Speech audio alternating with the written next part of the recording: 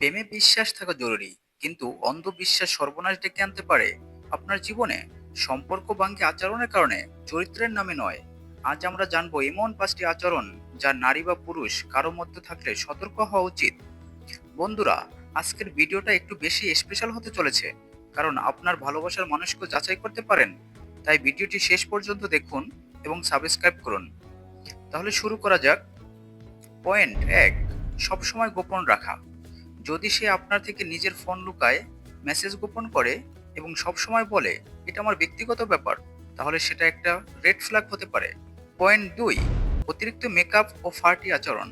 সবাই মেকআপ করতে পারে, নিজেকে সুন্দর দেখাতে পারে, কিন্তু যদি তার আচরণ সবসময় দৃষ্টি আকর্ষণের জন্য হয় এবং সে প্রায়ই অন্য ছেলেদের সাথে ঘনিষ্ঠভাবে কথা বলে, তাহলে চিন্তার কারণ আছে।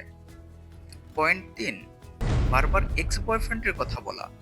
যদি সে এখানকার সম্পর্কের মধ্য থেকেও অতীতের প্রেমিকের কথা টেনে আনে, তুলনা করে বা সুযোগ পেলেই তার কথা বলে, তাহলে হয়তো তার মন এখনো পুরনো সম্পর্কে আটকে আছে।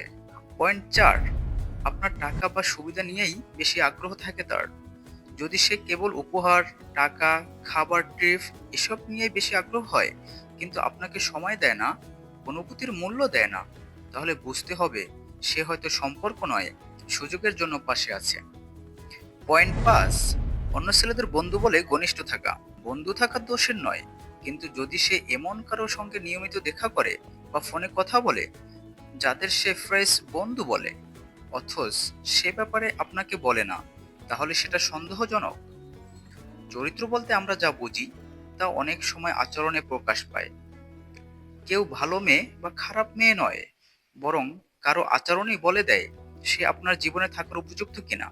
মনে রাখবেন, সম্পর্ক বিশ্বাস, সম্মান আর সততার উপর দাঁড়িয়ে। যদি এই 5টি লক্ষণ আপনার সম্পর্কে দেখা দেয়, সময় থাকতে সচেতন হন।